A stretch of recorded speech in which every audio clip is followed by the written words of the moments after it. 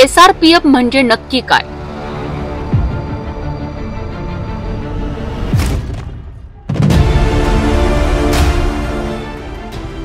SRPF मध्ये battalion आणि company यांची रचना कशी असते?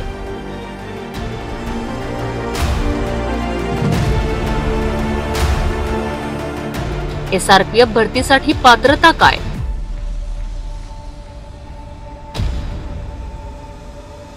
SRPF जवानांची ड्युटी कशी असते?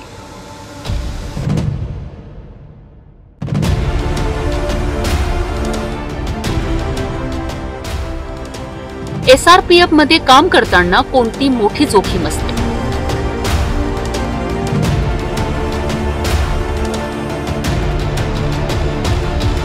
या सगळ्या प्रश्नांची उत्तरे तुम्हाला मिळणार आहे आमच्या जवळ.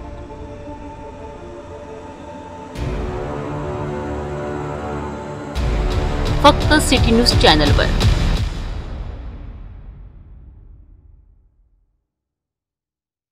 नमस्कार प्रेक्षक हो, सिटी न्यूज मध्ये मी अनिता काळे आपलं सगळ्यांचे स्वागत करते. प्रेक्षक हो, आपण या अमरावतीशी संबंधित एकंदरीत सर्व माहिती जाणून घेण्याचा नेहमीच प्रयत्न करत असतो किंवा तुम्हाला त्याच्याशी अवगत करून देण्याचा प्रयत्न करीत असतो.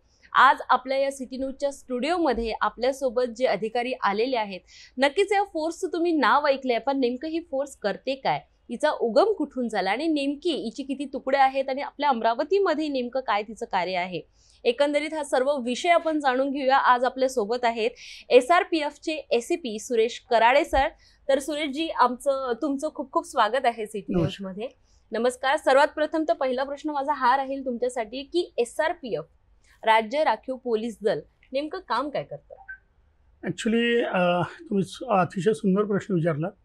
SRPF नेमकं काय काम करतं? SRPFची स्थापना 1947ला भारत स्वतंत्र झाला आणि 1948ला या दलाची स्थापना झाली. म्हणजे महाराष्ट्र राज्यामध्ये या दलाची स्थापना 1948ला झाली. मग आज रोजी महाराष्ट्र दलामध्ये म्हणजे महाराष्ट्र राज्यामध्ये याचे 19 तुकड्या काम करतात. म्हणजे 19 बटालियन आज रोजी काम करतं. मला वाटते बऱ्याच लोकांना माहिती नसावं ते. 1948ला स्थापना झाली त्यावेळेस अतिशय अल्पशा लोकांना घेऊन, म्हणजे छोटीशी तुकडी होती जी 25 ते 30 लोकांची, आणि त्या 30 लोकांच्या तुकडीवरनं मग आज रोजी त्याचं एवढं मोठं रूप धारण केलेलं आहे SRPFने. म्हणजे जवळपास 19 बटालियन. आज एका बटालियनची संख्या 1000 लोकांच्या वर असते. म्हणजे 1000 लोकांची तिथे जवानांची संख्या असते एका बटालियनमध्ये. तर तुम्ही कल्पना करा की आज 19,000 जवान काम करत आहात पूर्ण महाराष्ट्र राज्यामध्ये. आणि नेमकं हे दल जे आहे हे दल लॉ अँड ऑर्डर मेंटेन करतं. म्हणजे स्थानिक पोलिसांना, जिल्हा पोलिसांना ज्या वेळेस मदतीची आवश्यकता पडते त्या वेळेस हे दल नेहमी त्यांना मदत करतं. मग आता हे नेमकं मदत करतं म्हणजे काय करतं? म्हणजे त्यांच्या कायदा व सुव्यवस्थेचा जेव्हा प्रश्न निर्माण होतो त्यावेळेस हे दल नेहमी त्यांना त्या पर्टिक्युलर त्या कामामध्ये मदत करतं. दुसरं महत्त्वाचं म्हणजे SRPFला सोपवलेली जबाबदारी शासनाने, ती म्हणजे लोकसभा निवडणूक, राज्यसभा निवडणूक, त्यानंतरचं विधानसभा निवडणूक, ह्या सर्व निवडणुकाचा बंदोबस्तसुद्धा SRPF पार पडतं बऱ्यापैकी. आणि अतिशय महत्त्वाची जबाबदारी म्हणजे नक्षल बंदोबस्त.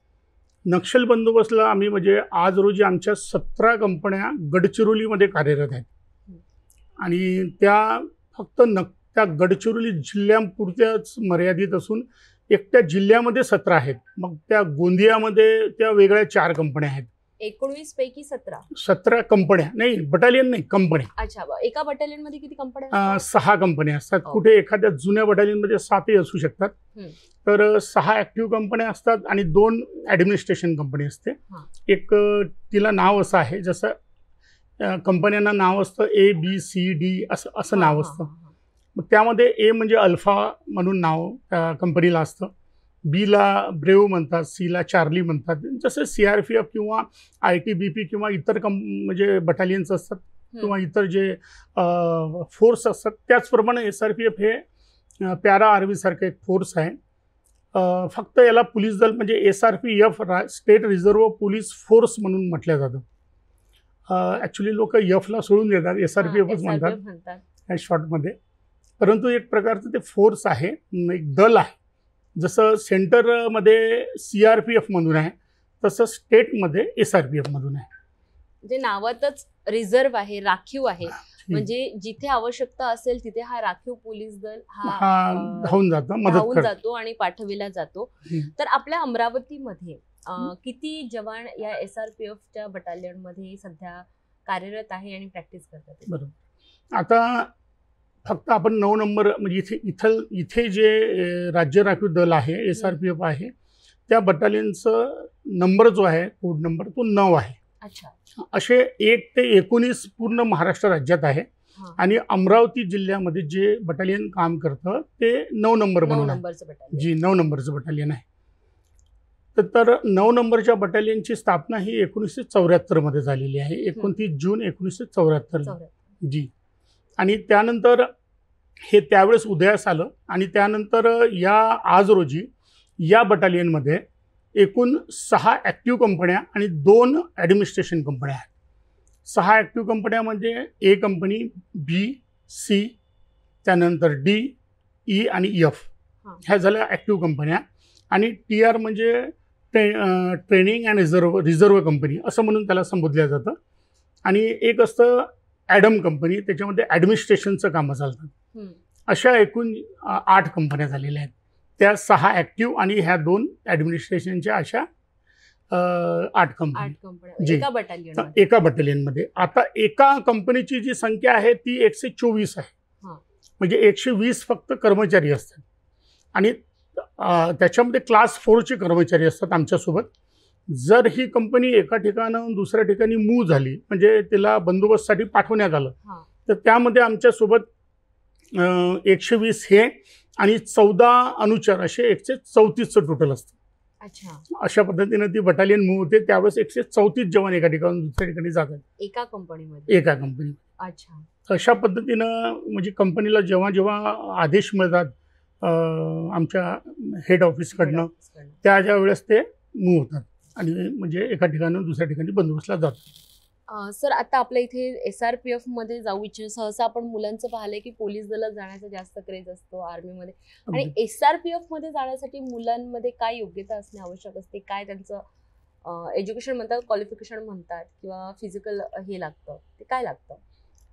बघा, जसं पोलीस विभागामध्ये भरतीची जो क्रायटेरिया आहे, जी पद्धत आहे, सेम तीच पद्धत SRPF मध्ये आहे. फक्त SRPF मध्ये काय आहे, जसं इथे आपलं बेसिक शिक्षण हे 12वी पासचं असतं, सेम SRPला पण बेसिक शिक्षण हे 12वी पासचं असतं. त्यानंतर तो ग्रॅज्युएट असला, पोस्ट ग्रॅज्युएट असला अतिउत्तम. परंतु त्याला सुरुवातीचा जो अभ्यासक्रम आहे किंवा सुरुवातीचं जे एज्युकेशन पात्रता आहे ती 12वी पास हवी. मग पोलीसला तीच क्रायटेरिया पोलीसला पण आहे. मग आता 12वी पास झालेला जो तरुण असेल तो स्वतःचा फिजिकल फिटनेस ठेवून व्यवस्थित जर त्याने अभ्यास केला आणि आपलं फिजिकल फिटनेस ठेवलं तर त्याला SRPFला सुद्धा भरती होण्याची संधी दिल्या जाते किंवा प्राप्त होते. तर त्यामध्ये फक्त एवढंच आहे की लोकल पोलीसला भरती होताना, जिल्हा पोलीसला भरती होताना जी उंचीची पात्रता आहे ती 165 आहे, इथे 168 आहे. हा, इथे थोडंसं ते एक हाईट ही जास्त आहे, म्हणजे इथे थोडं उंची चालेल. दुसरं असं की तिथे 100 मीटर जिल्हा पोलीसला असतं, त्यानंतर तिथे 1800 मीटर आहे, 800 मीटर आहे. परंतु इथे राज्य राखीव दलाला SRPFला 5 किलोमीटरची रनिंग आहे. 100 मीटर आहे, 5 किलोमीटर आहे. इथे 1800 किंवा 1600 हा विषय नाही आहे. इथे 5 किलोमीटर रनिंगला 50 गुण ठेवण्यात आलेले आहे. अच्छा. हा, म्हणजे तिथल्यापेक्षा इथे फिजिकल स्ट्रेंथ टफ आहे, जास्त आवश्यक असतं. म्हणजे मग यांच्या समोर येणारी आव्हानं सुद्धा कदाचित कठीण असतात, तशीच असतात. बिलकुल. आणि जेव्हा दंगे होतात किंवा शहरामध्ये आपत्कालीन, शहरामध्ये म्हणा, राज्यामध्ये म्हणा, जेव्हा एमर्जन्सीची कंडिशन येते, आपत्कालीन स्थिती येते, त्यावेळेस SRPFचे जवान कशा पद्धतीने त्यांची जबाबदारी सांभाळतात? बघा, SRPFचे जे जवान आहे त्यांना जसं आमची इथं अशी रचना, तुम्हाला मी जे एक रचना सांगतो त्या रचनेनुसार मग ते कामाचं स्वरूप तुमच्या लक्षात येऊन जाईल. आमची रचना अशी आहे की आम्हाला जसं पूर्ण महाराष्ट्रामध्ये आमच्या मॅम ज्या आहेत, DG मॅम, म्हणजे एक डायरेक्टर जनरल ऑफ पोलीस हा हेड असतो सर्व विभागाचा, महाराष्ट्र राज्याचा. त्यानंतर SRPF मध्ये एक ADGP म्हणून एक additional director general of police म्हणून एक पोस्ट आहे. सध्या तिथे आमचे श्री राजकुमार वटकर साहेब म्हणून कार्यरत आहेत. त्यांची आत्ताच नियुक्ती झालेली आहे. ते काम करत आहेत. ते आमचे ADGP साहेब आहेत. त्यानंतर त्याच्यानंतर एक मुख्यालयामध्ये एक DIG मॅम आहेत, ज्या सध्या मोक्षिता पाटील मॅम आहेत, त्या कार्यरत आहेत. आमचं हेड ऑफिस हे मुंबईला आहे, गोरेगावला. जी. आणि त्यानंतर मग 2 परिक्षेत्र आहे पूर्ण महाराष्ट्रामध्ये. राज्य राखीव दलाचे 2 परिक्षेत्र आहे. एक आहे नागपूर परिक्षेत्र, म्हणजे रेंज म्हणतो आपण त्याला, तसं एक नागपूर परिक्षेत्र आहे. आणि दुसरं जे आहे ते पुणा परिक्षेत्र आहे. आता हे 19 जे युनिट आहे, म्हणजे बटालियन्स आहेत, ह्या युनिट 2 परिक्षेत्रामध्ये वाटप करण्यात आलेले आहे. नागपूर परिक्षेत्रामध्ये ज्या युनिट्स आहेत त्या वेगळ्या आहेत, आणि पुण्या परिक्षेत्रामध्ये जे युनिट्स आहेत त्या वेगळ्या आहेत. आपण ऑब्व्हियसली नागपूरमध्ये जात असतो. हां, तर नागपूरमध्ये जर आपण आता विदर्भामध्ये आहे तर आपलं अमरावती हे नागपूर परिक्षेत्रामध्ये येतं, जिथे आज IGP पोस्ट आहे. आणि तिथे श्री निसार तांबोळी साहेब म्हणून आहेत, सर्व IPS आहेत, आणि हे तिथे आज रोजी कार्यरत आहे. आणि आता त्यांच्या अधीनस्थ, म्हणजे त्यांच्या अधिपत्याखाली ह्या बाकीच्या 8 बटालियन्स आहेत. म्हणजे त्यामध्ये मग आता नागपूरला आहेत एक 4 नंबर बटालियन आहे. म्हणजे हे जे तुम्ही 2 परिक्षेत्र सांगितलेले, पुणे आणि नागपूर, तर नागपूर या परिक्षेत्रामध्ये 8 बटालियन आहे, यांच्या अधिपत्यात येतात. बरोबर. आणि मग त्यानुसार या 8 बटालियन जशी जशी सदृश्य परिस्थिती येईल त्याला तशा तशा ते फेस करण्यासाठी त्या वाटल्या जातात आणि पाठवल्या जातात. अगदी बरोबर, अगदी बरोबर. सर, मला सांगा, आता जसं मी तुम्हाला प्रश्न विचारला की आपत्कालीन परिस्थितीमध्ये SRPF जवानांच्या काय जबाबदाऱ्या असतात, मग अशा वेळेस जेव्हा परिस्थिती नियंत्रणाबाहेर जाते तर त्यावेळेस SRPFच्या जवानांच्या हातात काय राईट्स असतात ती परिस्थिती तिथे कंट्रोल करण्यासाठी? ॲक्च्युली जसा एखाद्या वेळेस म्हणजे 2021ला अमरावतीमध्ये सुद्धा राईट्स झाले होते, HM राईट्स झाले होते. तर त्यावेळेस इथे सुद्धा SRP आली होती, बोलवण्यात आली होती. नागपूरचे जी युनिट आहे तिथले SRP इथे बोलवण्यात आली होती, त्या बटालियनच्या कंपन्या. तर ज्यावेळेस अशी आपत्कालीन परिस्थिती होते किंवा दंगा वगैरे होते किंवा जाळपोळ होते किंवा असे कुठले तरी असामाजिक तत्व जे आहेत ते असे निर्माण करतात परिस्थिती, तर त्या परिस्थितीला तोंड देण्यासाठी मग राज्य राखीव दल बोलवलं जातं. आणि नेमकं त्यावेळेस जेवढेही रॉयट्सचे जे म्हणजे अधिकार असतात त्या सर्वस्वी SRPला जर एखाद्या परिक्षेत्रामध्ये डेप्यूट केलं तर त्या परिक्षेत्रातील सर्व जबाबदारी हे SRPFचे जवान मग किंवा अधिकारीगण हे जिल्हा पोलीसच्या खांद्याला खांदा लावून ती जबाबदारी स्वीकारतात आणि जिल्हा पोलीसच्याच अधीनस्थ राहून ते काम करतात. जर एखादी जर अशी प्रॉब्लेम क्रिएट झाली तर जिल्हा पोलीसचे जे सुपरविजन अधिकारी आहेत तेच कमांड करतात, पण त्यांच्या कमांडवर SRPFची जी युनिट आहे ही काम करते. मग त्याच्यामध्ये जर असामाजिक तत्वांना अटक करणे असो किंवा तो एरिया डॉमिनेशन असो, एरिया सर्च करणे असो व्यवस्थितपणे, तिथे जर काही असं झालं तर त्या लोकांना जे असामाजिक तत्व आहेत त्यांना त्या जागेवरून त्यांना तिथून पळवून लावणे असो किंवा त्याच्यावर बळाचा वापर करणे असो, शक्तीचा वापर करणे असो, असं कुठलीही जर अशी परिस्थिती हाताळण्याची तिथे सिच्युएशन तयार झाली आहे किंवा तिथे काही अशी हे झाली तर मग जिल्हा पोलीसच्या ज्या अधिकाऱ्यांसोबत आणि तिथल्या कर्मचाऱ्यांसोबत SRPF त्या मदत करतं. आणि नियंत्रक जे असतात ते जिल्हा पोलीसचेच कर्मचारी असतात, कारण तो एरिया त्यांना माहीत असतं. ही नवीन फोर्स असल्यामुळे यांना या परिसराचं माहीत नाही राहणार. आता नागपूरवाल्यांना अमरावतीचं फारसं माहीत नाही राहणार कोण बदमाश आहे, कोण कसे आहेत लोक. मग अधिकारी हे म्हणजे सर्वस्वी अधिकारी इथलेच सर्व हे करतात, त्या परिस्थितीला म्हणजे सामोरे जातात, हाताळण्याचा प्रयत्न करतात आणि SRPF हे त्यांच्या मदतीला असतं.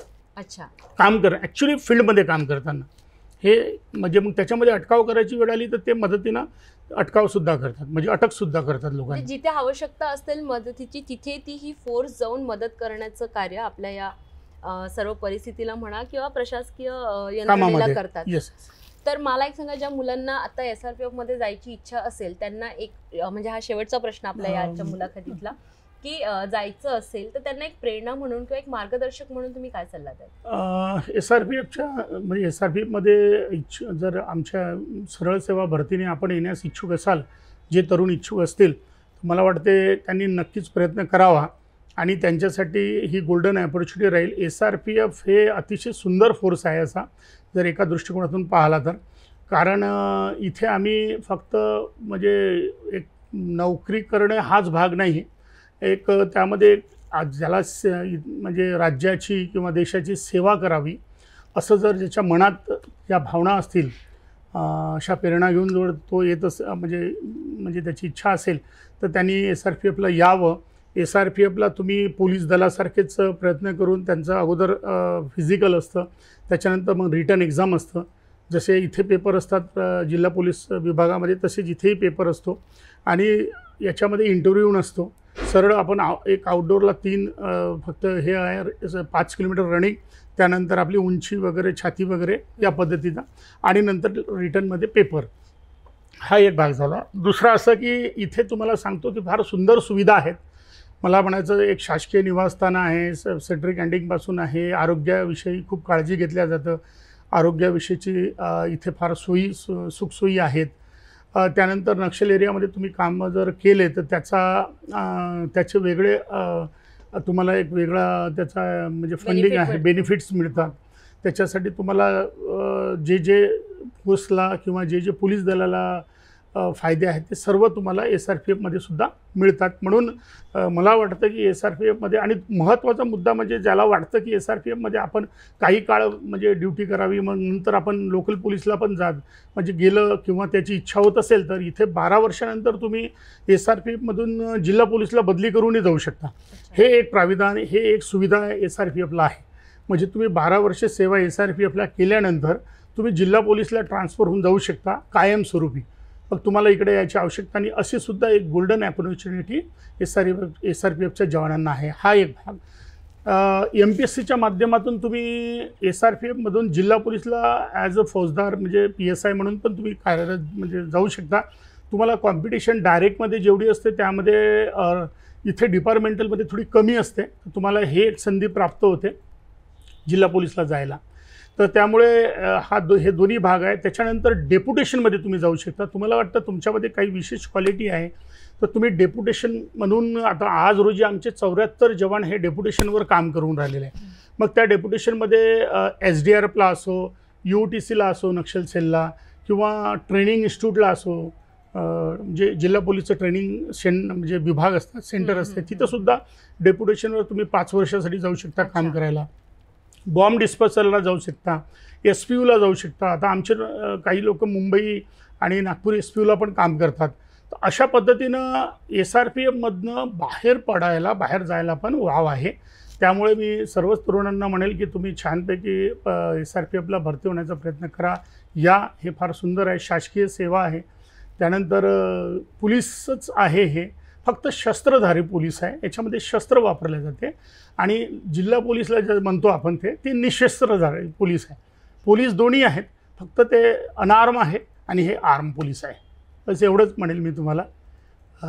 फार सुंदर फोर्स आहे, नक्की या. तर नक्की खूप छान माहिती तुम्ही दिली.